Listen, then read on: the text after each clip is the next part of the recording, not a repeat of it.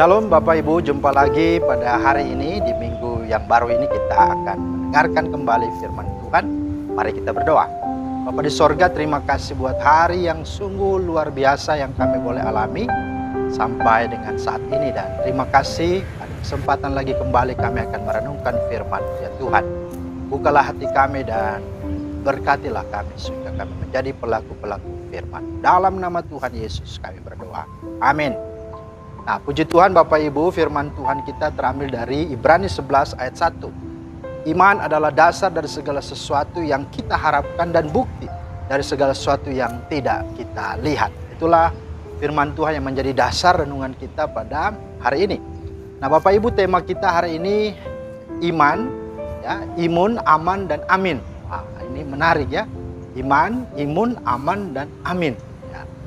Nah, kita tahu ya pandemi COVID ini ya tentu secara positif sampai sekarang memang ya memberikan sebuah pola kehidupan yang baru. Ya. Setiap orang akhirnya menjadi pribadi yang sehat, yang bersih, bahkan segala kehidupan tentu lebih efektif dan efisien, ya. Hidup menjadi praktis, ya, mudah, cepat, ya, efektif ya, karena hampir semua kegiatan tidak harus bertatap muka lagi, kan begitu ya. Ya karena lewat daring, virtual, online. Nah, tetapi di sisi lain tentu ada sesuatu yang mengagetkan pastinya dengan perubahan-perubahan ini. Disebut dengan shock culture begitu ya. Ya, sesuatu yang mengagetkan sehingga yang tadinya ya biasa setiap hari dalam keluarga, ya semua anggota baru bertemu menjelang sore atau malam karena ya kesibukan, ada yang ke kantor, ada yang ke sekolah, ada yang ke pasar begitu ya. Terus tiba-tiba semua harus ada bersama-sama satu kali 24 jam di rumah. Ya, dan itu sesuatu yang sesungguhnya ya tidak begitu ya membuat orang bisa ya sabar pastinya begitu ya. Karena ya yang ketemu itu saja gitu. Itu lagi gitu ya. 4 lu lagi. Ya. Nah, sehingga kalau tidak ada manajemen hati, kalau tidak ada pengendalian diri, maka bisa terancam gitu ya kehidupan anggota keluarga itu, karena tak pasti ya sedikit masalah wah pasti bentrok begitu ya, apalagi ya rumah tangga, suami istri, anak-anak yang sekarang sudah di sekolah ya, di rumah sekarang kan begitu. Nah, ini hal-hal yang menjadi sesuatu yang perlu kita sikapi juga. Maka dengan adanya fenomena ini memang kita perlu memahami bahwa ya semua hal yang terjadi dalam kehidupan kita termasuk adanya ya pandemi COVID ini memang ya kita harus sadari itu ada dalam kedaulatan Tuhan. Yang kedua bahwa sebagai orang yang percaya ya tidak ada dikatakan dalam firman Tuhan bahwa kalau kita ikut Tuhan, kalau kita melayani Tuhan, kalau kita sungguh-sungguh di dalam Tuhan terus tidak ada masalah, tidak ada musibah, tidak ada persoalan. Itu salah. Yang benarnya adalah bahwa masalah ada, pergumulan ada, tetapi kebenarannya Tuhan akan menyertai, melindungi, menjaga, dan memimpin kehidupan kita. Amin. Itu yang harus diyakini. Dan yang ketiga yang perlu kita sadari bahwa kalau Tuhan izinkan semua sesuatu terjadi dalam hidup kita, itu artinya apa? Ya, Dia sungguh menakar setiap kita dan Dia tahu kita mampu melakukannya, kita mampu menghadapinya. Karena dikatakan dalam 1 Korintus 10:13 bahwa semua apapun pergumulan termasuk pencobaan tidak akan melampaui kekuatan kita. Bahkan Dia berjanji Dia akan memberi jalan keluar sehingga kita dapat menanggungnya.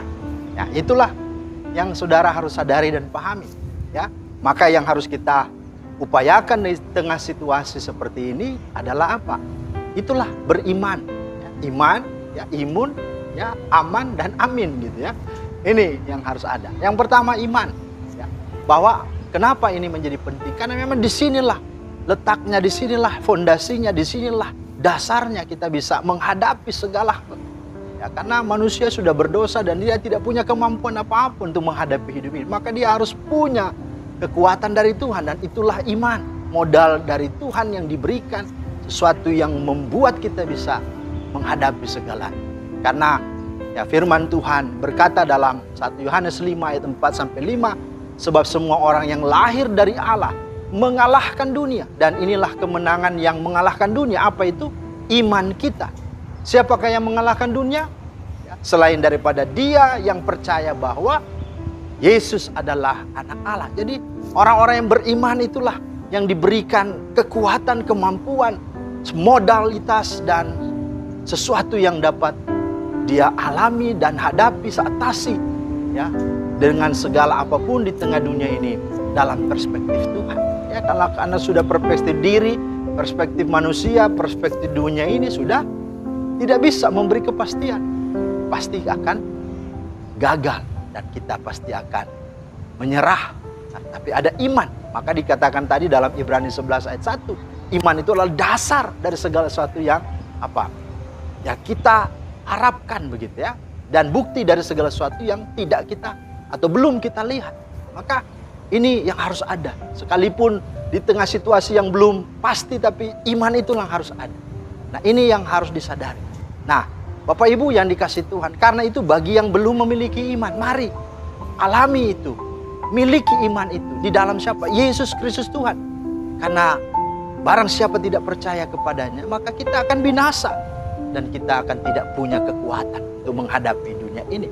Dan bagi mereka yang sudah beriman, saudara dan saya yang ada di dalam Tuhan, ya, yang mungkin lemah, yang mungkin ya masih khawatir, masih ragu, mari hidupilah dengan apa? Karib dengan Tuhan. Merenungkan firman Tuhan. Sungguh-sungguh suka akan firman Tuhan siang dan malam. Sehingga apa dikatakan? Maka kau punya kekuatan. Dalam firman Tuhan di dalam Roma 10 ayat 17 berkata apa? Iman timbul dari pendengaran, dan pendengaran akan firman Kristus. Jadi inilah yang harus disadari. Firman Kristus itu menjadi modal, menjadi sumber, menjadi energi dalam hidup kita. Sehingga kita mampu menghadapi ini. Karena firman itu pelita suluh terang bagi kaki dan jalan kita. Firman itu kehidupan yang menghidupkan, yang mengadakan dari yang tidak ada menjadi ada. Bahkan yang melakukan perkara-perkara yang mustahil bagi Tuhan, dengan Tuhan. Bersama firman tidak ada yang mustahil. Kemudian apa? Dikatakan juga dalam Mazmur 119 ayat 9. Dengan apakah seorang mempertahankan kelakuannya bersih? Yaitu dengan menjaganya sesuai dengan firman Tuhan. Nah, maka ini yang harus ada. Ini harus hidup.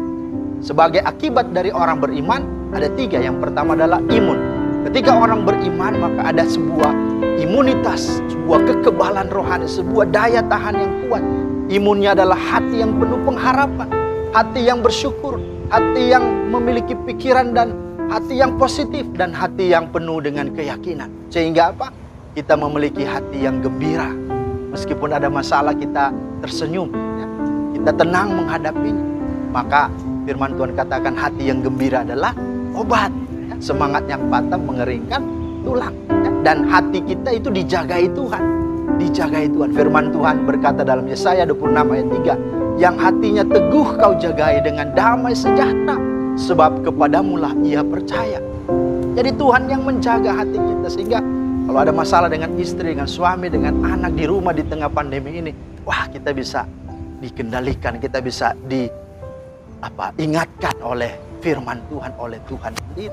Ada imunitas yang sungguh-sungguh nyata sehingga kita bisa menahan diri dan bersabar menghadapinya dengan iman kepada Tuhan. Kemudian apa lagi? Ya, kita sadari bahwa ada sesuatu yang akan mendatangkan keamanan. Kalau sudah imun, akibatnya maka pasti akan aman. Ya. Kalau kita baca di dalam Mazmur 91 ayat yang ke-5 sampai 11 itu jelas di sana dikatakan engkau tak usah takut terhadap kedahsyatan malam, terhadap panah yang terbang di waktu siang. 16 berkata terhadap penyakit sampar yang berjalan dalam gelap, terhadap penyakit menular yang mengamuk di waktu petang. Walau 1000 orang rebah di sisimu, 1000 orang 10.000 di sebelah kananmu, ya dikatakan bahwa apa? Itu tidak akan menimpamu. Ya, engkau hanya menontonnya dengan matamu sendiri dan melihat pembalasan terhadap orang-orang fasik. Sebab Tuhan ialah tempat perlindunganmu, yang maha tinggi ialah kau buat tempat perteduhanmu. Malapetaka tidak akan menimpa kamu dan tulah tidak akan mendekat kepada kemahmu. Sebab apa? Malaikat-malaikatnya akan diperintahkannya kepadamu untuk apa? Menjaga engkau di segala jalan. Wah, inilah keamanan, inilah perlindungan Tuhan. Dan sebagai akibat yang terakhir adalah amin. Ya, amin itu artinya bahwa dengan kita beriman, mendapatkan imunitas rohani, baik jasmani dan juga rohani, dalam keamanan bersama dengan Dia, maka sesungguhnya kehidupan yang kita jalani adalah sebuah kebenaran, sebuah bukti iman yang diaminkan, yang akan menjadi kesaksian dan berkat bagi banyak orang, terkhususnya keluarga kita dan orang-orang di sekitar kita, bahkan termasuk ketika kita kelak dipanggil Tuhan, maka itu amin bagi kita, artinya sudah selesai.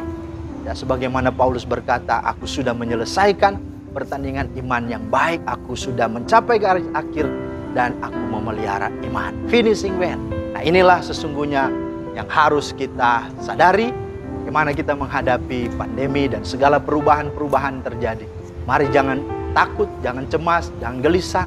Percayalah ketika engkau beriman, maka ada imun, akan ada aman, dan pasti amin. Tuhan Yesus memberkati. Terima kasih Tuhan untuk firman-Mu. Kami bersyukur, teraikanlah dalam hidup kami supaya kami sungguh hidup beriman di tengah menjalani hidup ini. Dalam nama Tuhan Yesus kami berdoa. Amin. Demikian firman Tuhan Bapak Ibu, kiranya menjadi berkat. Selamat menjalani hari ini. Tuhan Yesus memberkati. Shalom.